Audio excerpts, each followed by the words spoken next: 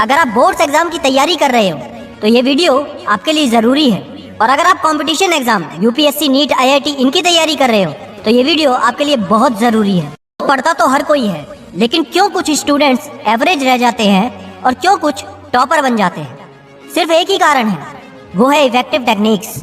अगर आप boards exam की तैयारी कर रहे हो तो ये वीडियो आपके लिए ज़रूरी है।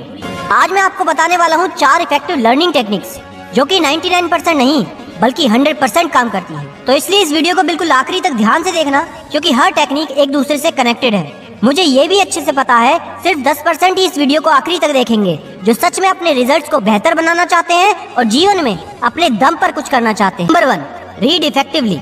दोस्तों, आप में से सबसे ज्यादा ये करते हैं, पहली बार जब भी किसी चैप्टर को पढ़ते हैं तो आपकी कोशिश होती है कि उसमें से कुछ ना कुछ याद करते रहें। लेकिन ये सबसे बड़ी गलती होती है, क्योंकि जब हम पहली बार किसी चैप्टर को पढ़ते हैं तो हमेशा सारा कुछ इम्पोर्टेंट लगता है और हमारा दिमाग हर लाइन को याद करने की कोशिश में रहता है। हम सभी जानते हैं कि दिमाग की एक कैपेसिटी होती है और हर चैप्टर 100% इम्पोर्टेंट नहीं होता।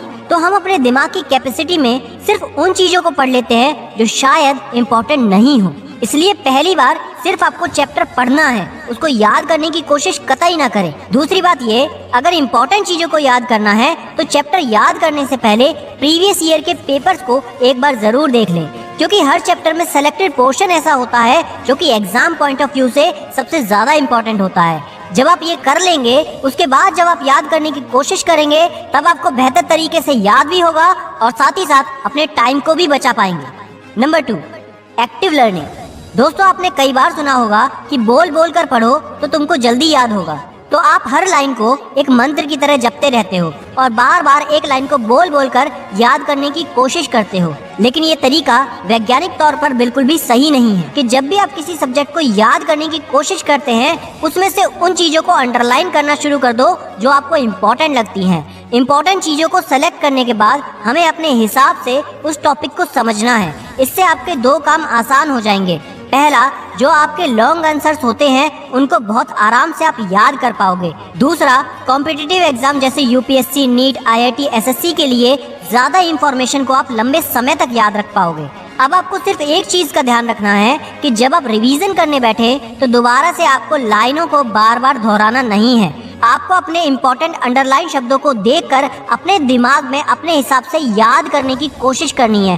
हो सकता है आपको बहुत कम याद आए, लेकिन उससे कोई दिक्कत नहीं। बस आपको अपने दिमाग पर जोर डालना है, जिससे आपके मेमोरी कनेक्शन स्ट्रांग होंगे और समय के साथ आप खुद में बहुत ज्यादा इम्प्रूवमेंट पाओगे। Number 3, smart revision. दोस्तों, सबसे बड़ी दिक्कत ये है कि जो भी हम याद करते हैं वो एग्जाम के समय तक लगभग हम भूल जाते हैं। हम अपने दिमाग में लाख कोशिश करते हैं, लेकिन फिर भी वो समय पर याद नहीं आता। आपने कभी सोचा है ऐसा क्यों होता है? आज साइंटिफिकली समझ लो कि ऐसा क्यों होता है। ये होता है फॉरगेटिंग कर्व के कारण। जैसा आप देख पा रहे हैं, जब हम कुछ भी याद करते हैं तो तुरंत हमको 100% याद होता है, लेकिन मात्र 20 मिनट के बाद वो 58% रह जाता है और 1 महीने के बाद मात्र 21% याद होता है। मतलब लगभग 1 महीने के अंदर अंदर आप 80% भूल जाते हो। तो इसके लिए आपको समय समय पर रिवाइज करते रहना है और उसके साथ ही हमको इस ग्राफ को स्लो डाउन भी करना है। उसके लिए आपको पहला रिवीजन 1 दिन बाद करना है, दूसरा रिवीजन 3 दिन बाद करना है, तीसरा रिवीजन 7 दिन बाद करना है, चौथा रिवीजन 15 दिन बाद करना है। ऐसा करने से आप अपने दिमाग पर जोर डालोगे और आपको ज्यादा समय तक याद करने के लिए आपके दिमाग की मसल्स और स्ट्रांग होंगी और मेमोरी कनेक्शन भी आपस में बहुत तेज हो जाएंगे।